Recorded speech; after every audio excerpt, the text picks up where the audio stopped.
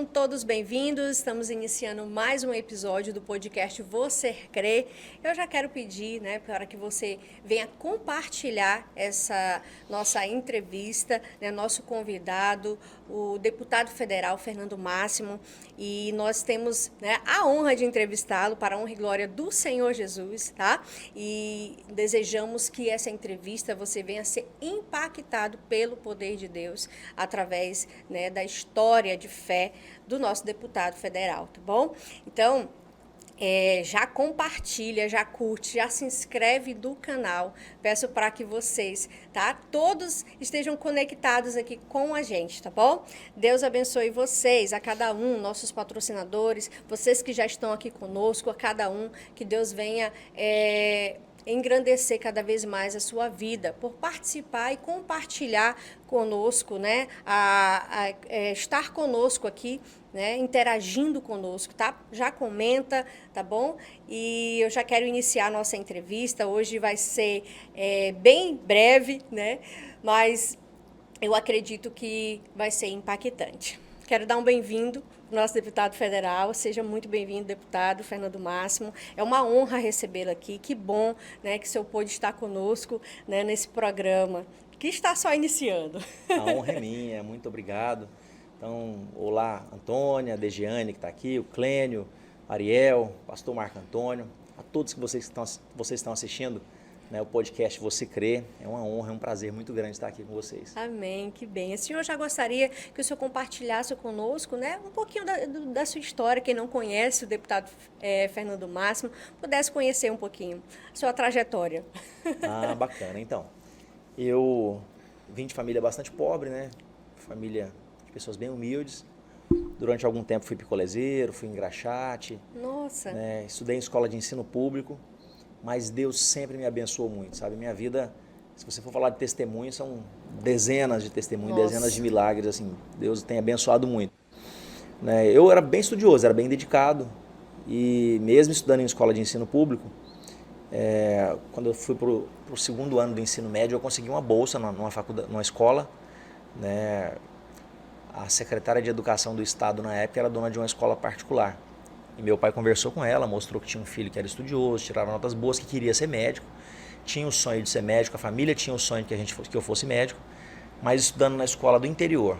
Escola de ensino público era mais difícil, Qual é o senhor é natural daqui, do estado? Não, eu nasci no interior de Goiás. Ah, tá. Aí vim para Rondônia, E aí ele conversou com ela e ela pegou e deu uma bolsa para eu fazer o segundo e o terceiro ano do ensino médio. Ele falou, meu filho tira só notas boas, sim, tira 10 em quase todas as matérias, quer ser médico, mas estudando em escola pequena, do interior, escola de ensino público é mais difícil.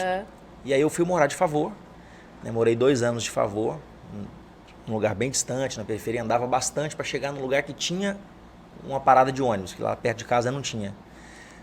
E agradeço muito de ter morado de Favor com um casal que deixou morar. O meu quarto era muito bacana, era um quarto que não tinha cama, era um colchão no chão, alguns livros no chão e um filtro de barro.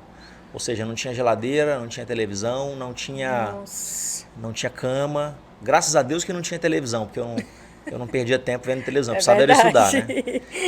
Então ali foram 2 anos estudando muito. Eu realmente estudava, saía de manhã para ir para a escola, voltava, chegava à tarde. Chegava umas 2 da tarde, que a aula acabava meio-dia e pouco, aí tinha que andar, pegar ônibus, depois andar de novo. Sim. E estudava de 2 da tarde até umas 10 da noite, 11 da noite, todos os dias. Nossa. Sem parar, ininterruptamente. Eu estudava aproximadamente 15 horas por dia, contando o período da escola e o período fora da escola. Até dentro do ônibus cheio às vezes, eu ficava em pé no ônibus ali com os resuminhos na mão, abraçava ali no corrimão para segurar e ficava com um resuminho aqui estudando dentro do ônibus. Não perdia 1 minuto de tempo, Quando conseguia sentar era melhor. Sim. Então não perdia tempo para nada mesmo. E graças a Deus, aos 17 anos, consegui passar no primeiro vestibular de medicina que eu prestei numa universidade federal. Glória a Deus. E aí foi um divisor de águas para a nossa família, Ter passado para medicina. E aí foram 6 anos na faculdade, trabalhando para ajudar a me manter. Meu pai ajudava com alguma coisa também. Pouco que ele podia ajudar, meus pais sempre ajudaram muito, Muito guerreiros, muito trabalhadores. Tudo começou com eles, Eles eram o sonho da minha mãe, na verdade. Quando eu nasci, ela já falava, esse vai ser o nosso médico. E muita gente Nossa. duvidava, né? Falava, como é que vai ser médico, né? Porque as pessoas têm um preconceito muito grande. Né? Como é que vai ser médico, um moleque catarrento desse? Até uma prima nossa que tinha um pouquinho mais de condição financeira, o marido dela trabalhava no banco. Ela comentou com a minha mãe agora há pouco tempo, que quando minha mãe falava isso lá atrás, quando eu era criança, ela disse que ria, né? Pelas costas assim. E que, graças a Deus, nós conseguimos realizar esse sonho. Sim. E aí fiz a faculdade, aos trancos e barrancos, porque não é fácil também estudante pobre morando fora de casa. Claro. Né? Mas trabalhava durante a faculdade. Né? E graças a Deus consegui me formar. E aí, depois de formado, eu fiz 5 pós-graduações. Né? Eu sou cirurgião geral, fiz residência de cirurgia geral. Um razoável trabalho prestado em Porto Velho. Trabalhei 9 anos no Hospital João Paulo, até sair para ser secretário de saúde. Trabalhava também no Hospital da Unimed, operava muito ali no Hospital da Unimed, no hospital particular, os pacientes particulares e plano de saúde. E aí me tornei professor universitário, dando aula na Unir, na Finca e na São Lucas, aula de cirurgia, sendo também preceptor do hospital de base, orientador dos médicos que fazem especialização em cirurgia geral, residência médica em cirurgia geral. Então, professor deles também. E aí fiz outras especializações. Além da cirurgia geral, eu fiz uma de medicina do trabalho, depois fiz bioética, fiz ainda segurança pública, direitos humanos, porque eu também sou policial, né? Sou perito da Polícia Civil, então fiz segurança pública, direitos humanos. Nossa, policial civil também é? Também. Olha aí, que novidade, né? Que novidade, a gente não sabia. Passei no concurso de 2012 para perito médico legista da Polícia Civil. Aqui mesmo, em Porto Velho. Ah, sim. E aí ainda tem mais um MBA, que é um Master Business Administration, que eu fiz pela FGV em gestão. Fiz acho que uns 8 anos atrás, 7 anos atrás, por aí. Né, foram 2 anos de MBA. Eu queria frisar, assim, né, deputado, que assim, a determinação da sua mãe, né? Isso é tão importante, né? Além de ser um sonho da sua mãe, da sua família, você também acreditou, você foi determinado, você correu atrás, você estudou. Era um sonho da tua mãe, mas você não ficou parado lá, né? Esperando acontecer. Você foi determinado de estudar e também, né, parabenizar a sua mãe, que ela acreditou, né? E concretizou pela fé, né? Ela foi uma mulher determinada, sua mãe, então... Sim, tanto minha mãe quanto meu pai, né? Eles foram muito determinados e você falou uma coisa interessante, eu acabei assimilando esse sonho deles e transformou para mim. Meu irmão mais novo, que é o Cauã, que é um cantor da dupla Kleber e Cauã. Meu irmão, ele teve uma doença, teve toxoplasmose na forma grave da doença quando era criança. E ficou internado, ficou grave um tempo. E eu acompanhava ele, às vezes eu era criança, tinha ali uns 9 anos mais ou menos. Acho que até menos, uns 8 anos. Naquela época podia, criança, ficar acompanhando outro. Minha mãe trabalhava muito, então eu acabava ficando parte do dia acompanhando ele no hospital. E não tinha problema. Não tinha problema, né? De um tempo pra cá a criança nem entra no hospital, né? Mas era cidade pequena, o hospital tinha no máximo 2, 3 pessoas internadas. E aí eu ficava lá ajudando. Olha, imagina, uma criança ajudando a cuidar de outra criança. E eu ficava observando o trabalho dos médicos, né? Que a pessoa estava ali com dor, estava com febre, o médico chegava e aplicava um medicamento e tal, e aliviava a dor das pessoas. E ali eu tive mais certeza ainda que eu queria ser médico. E eu comecei a assimilar ali com 7, 8, 9, 10 anos de idade. Eu falava, não, agora eu quero ser médico mesmo. Mas aí eu fui entender que para ser médico não era tão fácil, ainda mais pobre, tendo que passar na Universidade Federal, que era bem difícil passar no vestibular. E naquela época era bastante mesmo. E aí eu não tinha faculdade privada e nem teria condição de pagar uma faculdade particular, né? Sim. Então, tinha que me dedicar muito a estudar, tinha que ser bom em todas as disciplinas. E vamos pra guerra, né? Vamos morar de favor, vamos cuidar, vamos nos dedicar, porque precisava passar e esse era o sonho, né? E aí passei pra medicina, me formei, fiz essas pós-graduações que eu te falei, tem 5 pós-graduações, o MBA. E estava fazendo meu doutorado em Portugal, na Universidade do Porto, quando o governador ganhou a eleição de 2018 e me chamou para ser secretário. Né? Não queria de jeito nenhum ser secretário de saúde, porque eu iria ganhar como secretário menos da metade do que eu ganhava como médico aí fora, com vários empregos, dando aula nas faculdades, operando muito no particular também. Né? Então não queria. Mas aí o governador me convenceu, eu orei muito, pedi direcionamento de Deus, falei com a minha família, né? E acabei indo aceitar essa missão. E o governador falava que a minha missão, a minha grande missão, era dar início à construção do novo hospital João Paulo II. Né? Só que mal ele sabia que viria uma pandemia, né? Que a missão era muito maior do que a construção de um hospital. A pandemia a pior época da saúde pública do planeta Terra. Verdade. Né? A maior crise da saúde pública de todos os tempos. O senhor acredita que Deus já tinha um plano para isso, para que você aceitasse e estivesse ali nesse período tão turbulento que vivemos, né, no mundo? Depois que passou tudo, eu tenho certeza que tinha um plano. Sabe por quê? Região Norte são 7 estados, 7 secretários de saúde. O único secretário que manteve-se do começo ao fim da pandemia fui eu. Do Brasil, foi pouquíssimos que ficaram. Nossa. Porque desistia, o pessoal não aguentava, porque a gente passava dia e noite, literalmente, sem dormir. No grupo de secretários, um colocava lá, tô estressado, tô com burnout, vou desistir, não aguento mais.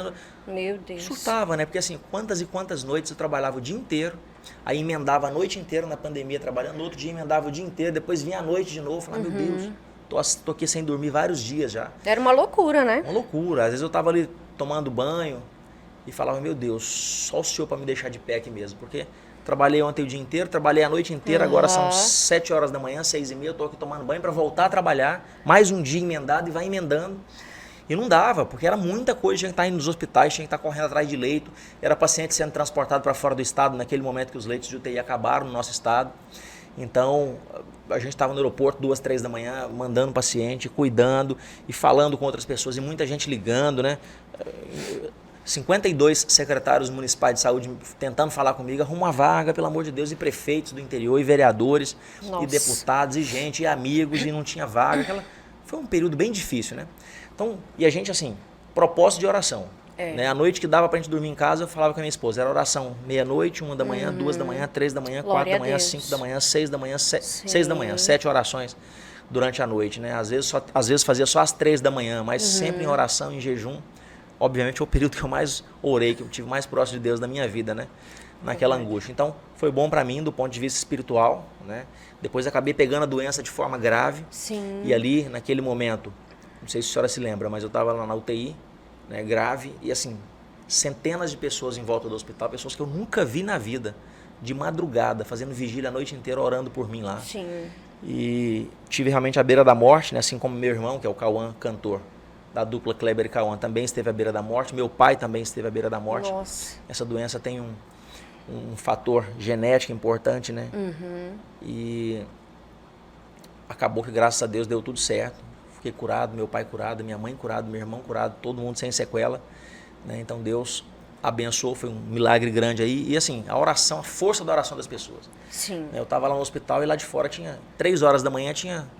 E esse é o diferencial, né, do povo de Deus, né? Porque sempre nós estamos reunidos, né? Sim. E essa chama, essa união não pode acabar, né? Não pode. Porque é o que nos fortalece, é o que nos ajuda, né? Sim. A nos manter, como o senhor falou, né? No momento ali, o senhor jamais esperava que ia ter pessoas ali clamando, orando a Deus pela sua vida, pela vida da sua família. Então, realmente, vale a pena, né? Servir ao Senhor, né? Sim, com certeza. E eu queria saber como foi, né, que o senhor teve o encontro com Jesus, como foi, né, o senhor era criança, já é adulto, como foi seu encontro com Jesus? Eu já era adulto, na verdade, eu era muito católico. Todos os domingos eu estava na igreja, eu frequentava mesmo, eu era um católico bem assíduo. Né? Inclusive nesse período que eu estava fazendo ensino médio, no começo da faculdade, eu estava muito... firme mesmo. Aliás, eu sempre frequentei a igreja católica, né? Uma vez por semana eu estava sempre no domingo lá na igreja. E aí um dia eu praticamente não voltava de férias. As férias eram meio conturbadas na época e não tinha muita condição. Mas um dia eu consegui uma carona e depois eu consegui várias caronas para voltar de férias para casa. E aí eu em casa, meus pais falaram assim, a gente está frequentando uma igreja evangélica. Os seus pais? Meus pais estavam frequentando. Ah, tá. Vamos lá com a gente? Eu fui. E eles foram contar o motivo pelos quais eles começaram a frequentar a igreja, né? Era uma prima nossa que tinha um problema de uma dormência do lado do corpo e um primo nosso, irmão dela, sempre falava, leva ela para a igreja, pastor fazer uma oração e tal, e nunca levava. Aí um dia ela manifestou com um demônio dentro da casa da irmã dela. Nossa. Se manifestou e começou a quebrar um monte de coisa, arrancou a roupa, subia na parede, uma parede bem alta assim, ela subia na parede. Nossa. E batendo, chegava 2, 3 homens, assim, ela batia nos 3, assim, jogava longe. Eu não estava presente, possessa mesmo. mas eles contaram, né? E aí ela começou a contar a vida de cada um dos que estavam ali. Ah, você, 30 anos atrás, fez isso, isso e isso, você fez aquilo, e você fez aquilo. Começou a falar aí. E aí, na época, não conseguiram expulsar ali de jeito nenhum. né? Já não conseguiram expulsar. E ela contou o motivo. O demônio contou-lhe o motivo pelo qual ele estava naquela família, né? Que foi um trabalho de macumba feito por uma ex-namorada, pai de uma ex-namorada do marido dessa prima, que fez o trabalho para eles não serem felizes. E ela, resumindo, né? Ninguém conseguia expulsar, e nós éramos da Renovação Carismática. Aí as irmãs muito bacana, né? Inclusive tinha uma que era era parente nossa, muito amiga, todas pessoas muito boas, mas foram lá e estavam com muita dificuldade de tirar, né, aquele demônio ali, que era realmente uma legião de demônios. Né? E aí naquele momento a gente querendo tirar, a gente não, eu não estava presente, eles estavam, né? Eles querendo que expulsasse o demônio ali, começaram a chamar, né? Chamou todo mundo para poder expulsar ali e acabaram expulsando o demônio. E aí ela continuava, depois disso continuava manifestando ali várias vezes, e aí começaram a levar ela a uma igreja evangélica, né? E o pastor falou, olha, nesse dia o pastor foi lá na madrugada, ela começou a manifestar umas 7 horas da noite, já era 3 horas da manhã, ela estava ainda incorporada, né? Ela tinha batido em todo mundo, estava nua, completamente nua. E aí um pastor conseguiu expulsar, e aí ele falou, olha, vocês têm que acompanhar ela de perto aqui, porque não está fácil. E eles ficaram acompanhando, meus pais indo para a igreja, a gente era católico, mas eles iam Renovação Carismática, domingo à noite, mas ia lá na igreja evangélica também, acompanhando. E ela manifestava ainda com o demônio praticamente todo dia que ia para a igreja. Uma coisa muito pesada. E acabou que depois conseguiram expulsar ali. E aí meus pais estavam já frequentando há meses já a igreja, né? E me chamaram para ir lá e eu comecei a frequentar, comecei a gostar. Eu lembro que eu falei para eles assim, eu vou ler a Bíblia inteira para eu poder entender o que está acontecendo. E peguei realmente, naquele dia eu peguei a Bíblia para ler a Bíblia inteira. E frequentando a igreja, né? Indo para a igreja, e acabei frequentando, né? Eu acho que não defendo placa de igreja, porque eu acho que em todas as igrejas tem pessoas boas e também tem pessoas ruins. Né? Sim, com certeza. Todas as igrejas, igreja católica, evangélica, tem pessoas boas, tem pessoas salvas e tem pessoas ruins em todas elas, né? Depende muito da gente, da nossa comunhão com Deus. Isso não é a placa da igreja que vai... eu estou em igreja X, a igreja é muito boa, vou ser liberto lá. Não vou ser salvo, não é isso. Eu acho que depende do nosso interior, do nosso coração, da nossa dedicação com o nosso próximo, de seguir os mandamentos. É verdade. De amar a Deus sobre todas as coisas, de cuidar realmente dos princípios. Eu acho que é isso que dá a salvação para cada um de nós. Verdade. Né? Mas foi assim que a gente acabou. Então o senhor leu a Bíblia e aí depois que o senhor aceitou Jesus? Não, eu lendo a Bíblia, eu estava frequentando a igreja já. E eu começava a ver aquilo que estava vendo na Bíblia e vendo lá na igreja e achar, poxa, legal, é isso mesmo, coisas que eu nunca tinha visto, coisas que nunca foram faladas, né? Porque tem algumas igrejas que menos, outras mais, estimulam a leitura da Bíblia, né? Dentro do cristianismo. Então, e aí eu comecei a ler bastante, e aí realmente vi que esse era o caminho, né? Que aquilo estava certo ali, e graças a Deus, continuo nessa fé há muitos anos já. Não gosto nem de falar quantos anos, porque se fala aí quantos anos já tem, o pessoal vai falar assim, meu Deus do céu, esse homem tem muita idade.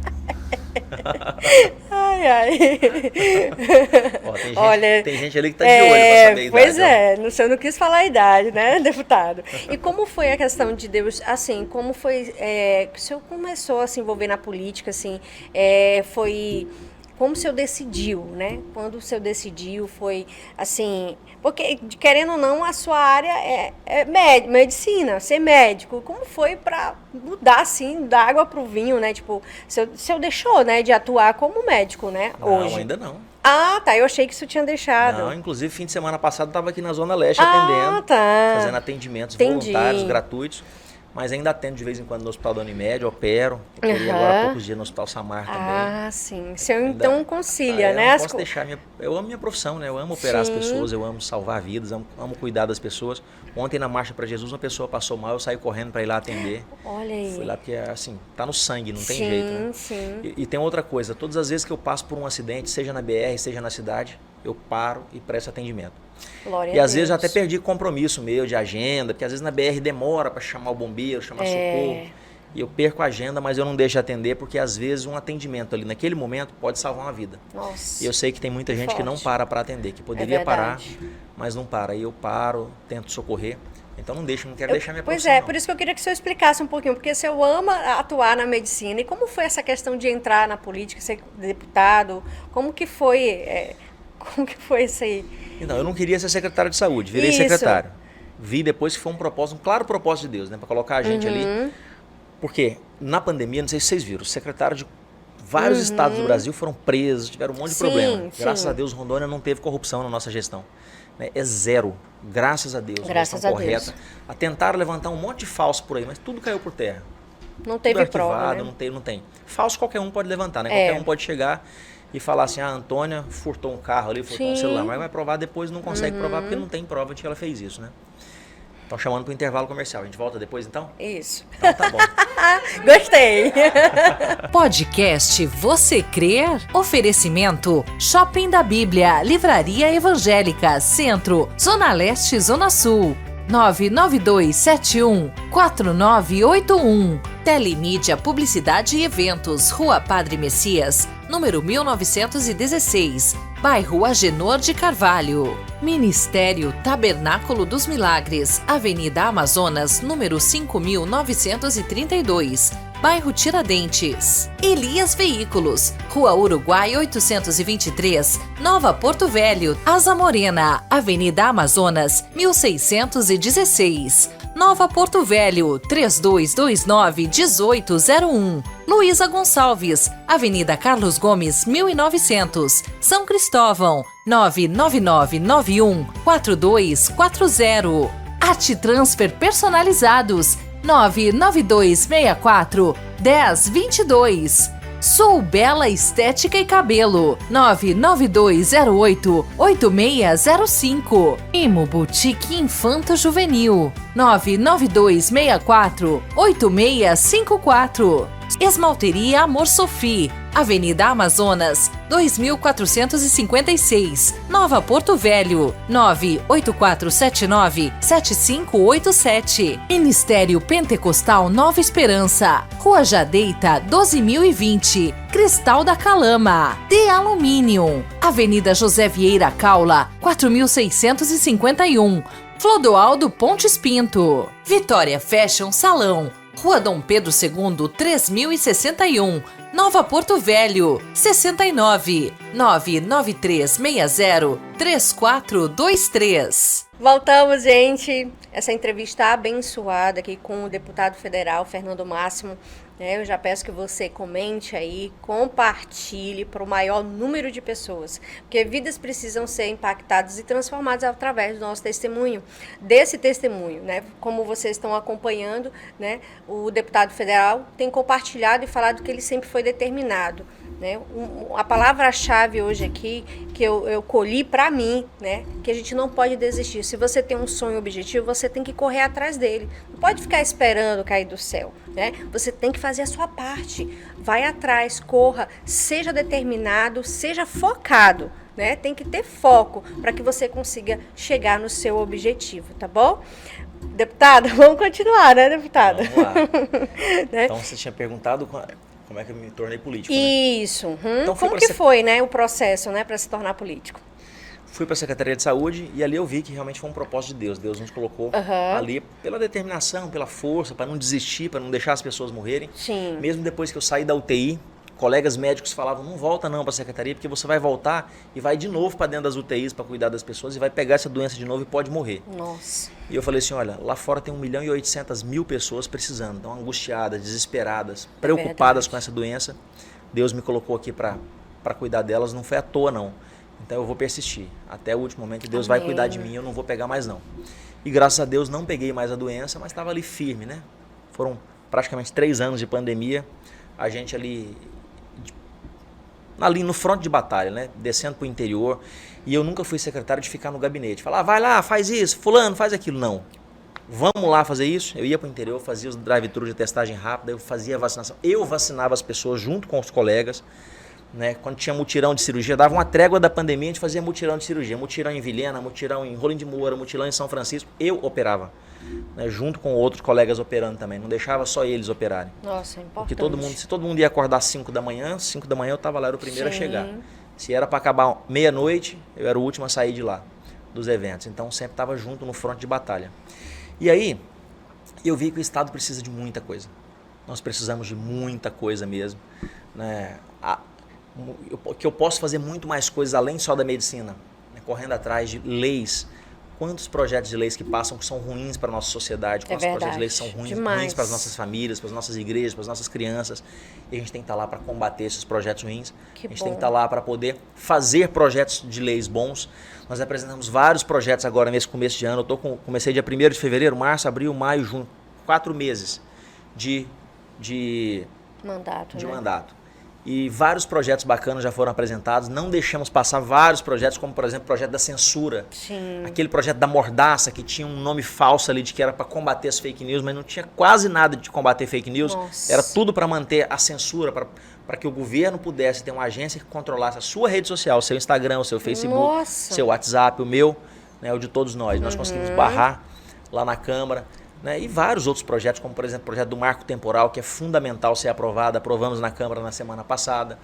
Né, então, Deus nos colocou, eu fui vendo isso e falei, olha, tem a chance de estar lá na Câmara para poder ajudar muito mais, trazendo recursos, trazendo convênios, trazendo emendas, barrando algumas coisas como, por exemplo, os desmandos do IBAMA contra alguns produtores, pequenos produtores inclusive, né, do nosso estado, do nosso país. Então, comecei a pensar nisso e o governador pediu que eu viesse candidato. O governador Marcos Rocha pediu que eu viesse candidato a deputado, que seria interessante para poder ajudar mais o Estado. Ele viu o potencial que a gente tinha de correr, de argumentar, de falar, a persistência que a gente tem. Né? Quando eu quero alguma coisa que eu vejo que aquilo é bom para a população, que eu vejo que é bom para a gente, eu corro atrás mesmo, eu persisto em cima, eu vou atrás, eu brigo. Sim, né? isso então, é importante. Pediu. E aí eu orei a Deus, pedi direcionamento, né? Conversei com a minha família, minha esposa, meus pais, e Deus nos direcionou, falou, vai candidato. Saí candidato e graças a Deus, né, obtivemos êxito. Amém. Na candidatura, né, graças a Deus e as pessoas que votaram na gente. 85.604 votos, uma votação histórica. E eu vou honrar cada um desses votos, com muito trabalho sério, honesto, com transparência, como nós sempre fizemos. Né, estamos trabalhando muito em prol disso, tudo correto, para Deus abençoar. Então tem como fazer a diferença, né, deputado? Tem como não fazer é fácil, a diferença. Porque não é fácil. Lá porque, no Congresso, querendo ou não, a política está queimada, né? Muitas pessoas falam, não acredito mais. Mas nós, como cristãos, a gente jamais pode perder a esperança. Né? Por isso que eu falo. E a gente tem um exemplo claro, né, de Daniel, na Bíblia, que ele fez a diferença na sua geração. E por isso que eu lhe pergunto, tem como fazer a diferença? Tem como fazer a diferença. A gente tem que fazer a nossa parte. Ah, mas isso aí está perdido, essa votação está perdida. Vamos para cima. Eu vou fazer a minha parte. Sim. Eu vou tentar convencer o máximo possível dos próximos nossos ali, para que a gente consiga ganhar essa votação. É fácil? Não é fácil. Não é fácil porque tem muitos interesses. Tem muitas coisas, né, que inclusive é um problema espiritual muito forte lá dentro do Congresso. Né? Inclusive eu peço aos irmãos que nas orações lembrem de mim. Coloca lá meu nome, Dr. Fernando Márcio, no livro de orações, porque a guerra espiritual nossa ela é muito grande, é muito maior do que as pessoas imaginam. E, assim, a gente precisa de mais gente lá dentro. A gente precisa de mais gente cristã lá dentro. O dia que eu cheguei, o pastor Marco Feliciano me abraçou, quase chorando, assim, emocionado, e falou assim, graças a Deus que você está aqui, é mais um guerreiro para poder nos ajudar aqui nas nossas causas. Porque a guerra aqui é grande. Ele é emocionado, assim, falando comigo, me abraçando. Né? E aí a gente tem vários outros lá, pastor Eli Borges, pastor Silas Câmara, pastor Sóstenes Cavalcante, muito bom, pastor Marco Feliciano, o próprio Nicolas Ferreira, né? Caçaram agora o Deltan Dallagnol, mas também era um homem de Deus que estava lá dentro e caçaram, né? Foi retirado. Então tem várias pessoas de Deus lá dentro que trabalham. Aí dos senadores, senadora Damares, senador Magno Malta, né? São senadores também que estão lá de Deus, que estão trabalhando. E nós precisamos de mais, nosso número ainda é pequeno lá dentro. Nós precisamos crescer ainda mais esse número para a gente poder lutar mais pelas nossas pautas, porque nossas pautas são as pautas do bem, nossas pautas são pautas da Bíblia, nossas pautas são as pautas de defender nossa família, nossas mulheres, nossas igrejas, nossas crianças, né? Então nós precisamos mais força. Então o cristão não adianta pensar, eu não gosto de política. Tudo bem, se você não gosta de política, você vai deixar os maus dominarem a política sempre. É verdade. E o mundo, o país vão de mal a pior. É verdade. É muito forte mesmo. Então, nós precisamos cada vez mais, né, de ter pessoas boas lá dentro lutando junto com a gente, fortalecendo, para que a gente possa lutar. Inclusive, deputado, o senhor falou algo aqui muito forte, que é muito espiritual. A gente entrevistou a deputada também federal Cristiane Lopes aqui, e ela falou justamente o que o senhor acabou de falar, que é uma batalha espiritual, né? E realmente nós não podemos pensar que é só algo, porque as pessoas só fazem errado e tal, eu não quero me envolver, né? A gente tem que ter a mente aberta, né, deputado, para entender que é necessário, sim, pessoas cristãs estar dentro da política, mas com muita fé, muita coragem, determinação, porque, como o senhor falou, não é fácil fazer a diferença, mas tem como fazer a diferença. Tem como, a gente tem que fazer a nossa parte, né? Cada um lutar, brigar, se juntar lá dentro, convencer outras pessoas e vamos para cima. Se não tivessem os cristãos lá dentro, é verdade. Seria um desastre. É verdade. Esse projeto, por exemplo, da censura teria passado. Nós que brigamos, a bancada evangélica foi que se uniu lá e foi para cima e não deixou passar. Porque esse projeto ele seria péssimo. Os pastores, os padres, os cristãos de um modo geral não ia poder falar um monte de coisa nos cultos, não ia poder falar nas redes sociais, várias coisas seriam cerceadas. Entendeu? Na verdade, então, já está um pouco, né? Já está um pouco, mas ia ser muito pior. Ia ser muito pior. Né? Então, graças a Deus que a gente não deixou passar lá né, o projeto. Porque se passa, meu Deus. Agora tem um projeto bom, que esse sim combate as fake news e não causa a censura. O que nós não queremos perder é o nosso direito de ir lá no Instagram e postar alguma coisa que eu quero. No WhatsApp, no Facebook, no TikTok. Até o TikTok ia ser cerceado. Então, nossa, a gente não quer perder isso, a chance de postar alguma coisa no Twitter. Né? É claro que se você for lá e mentir alguma coisa, xingar alguém, falar mal de alguém, aquela pessoa já pode te processar. Né? Se a Antônia chegar lá e xingar alguém, aquela pessoa que foi xingada, ela pode ir lá e processar a Antônia. A Antônia vai ter que tirar o custo, vai ter que pagar a indenização. Isso já existe na lei. Agora, criar uma agência reguladora para o governo federal controlar aquilo que você pode e aquilo que você não pode postar, aí é ruim. Porque, por exemplo, o Brasil estava querendo doar agora 3 bilhões e meio de reais para a Argentina. Vamos imaginar que a Antônia acha que isso está errado. Aí a Antônia posta lá, eu acho errado o governo doar 3 bilhões e meio para a Argentina, porque deveria fazer hospital no Brasil, etc. Isso. Aí a Antônia postou isso. A rede social obrigatoriamente iria derrubar. Pelo projeto de lei que eles queriam aprovar, a rede social ia derrubar o seu comentário que era político. Derrubou e ia mandar para a agência, que é coordenada pelo governo federal, para saber se o seu post voltava ou não. Você acha que seu post ia voltar para a rede social? Não. Não ia. Mas vamos botar que o pastor Antônio Marco gostava, achou legal o Brasil doar 3 bilhões e meio para a Argentina. Aí ele pega e escreve lá. Eu achei muito legal, o presidente da República está doando 3 bilhões e meio de reais do Brasil para a Argentina e tal. O post dele também ia cair, porque a rede social ia ter que derrubar, que era um post político. Só que aí, o post dele ia voltar. Vai passar pelo governo, para o governo avaliar se volta ou não. Uma agência do governo. Automaticamente, provavelmente o post dele iria voltar para a rede social. E é uma opinião política da senhora e dele. Por que a sua não fica e a dele fica? Porque quem manda é o governo. Então ia ser muito ruim. Hoje, pelo menos, a senhora tem o direito de falar, eu sou contra o governo ter feito isso. Ele fala, eu sou a favor. E fica os dois posts lá. E analisa quem quiser. Desde que não haja xingamento, que não haja mentira, você tem o direito de expressar a sua opinião. E com esse projeto que era intitulado Contra as Fake News, mas que na verdade era um projeto da mordaça, da censura, a gente não ia ter o direito de explanar. E outra coisa, eles poderiam até achar que o projeto, que o seu comentário era bom, Antônia. Fala, não, o comentário dela também vamos deixar. Só que isso aí ia demorar uns 2 anos para eles julgarem lá. E o dele eles iam jogar em 5 minutos. Então, assim, graças a Deus não deixamos aprovar esse projeto. Né? Deus nos deu força lá, nós juntamos. No começo estava feio a guerra, mas conseguimos, né? Conseguimos ali não deixar aprovar esse projeto, que era o projeto da censura, da mordaça. Que bênção, né? Realmente, o senhor foi levantado, né, com um propósito. Né? Com um propósito. Deus tem um propósito na sua vida e tem lhe usado dessa forma. Né? Amém. E às vezes, como que eu posso dizer, Deus fez o senhor sacrificar o que o senhor gosta, o que o senhor ama, que é a medicina, mas porque ele tem um propósito maior de fazer algo para ajudar mais e mais pessoas. E dessa forma, se eu estando nessa posição, o senhor consegue ajudar mais pessoas. Amém. Né? Benção, isso mesmo. Então, é dessa forma. Né? Então, eu quero agradecer. Acho que a gente vai ter que finalizar já. Já está no horário.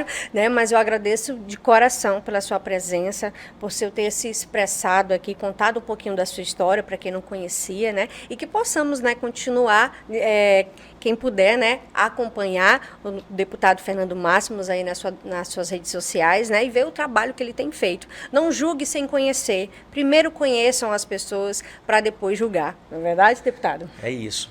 E eu queria, para finalizar, Antônia, agradecer a você. Pode deixar uma mensagem, deputado. A todos do podcast Você Crê, né, agradecer Muito mesmo, é um prazer estar aqui.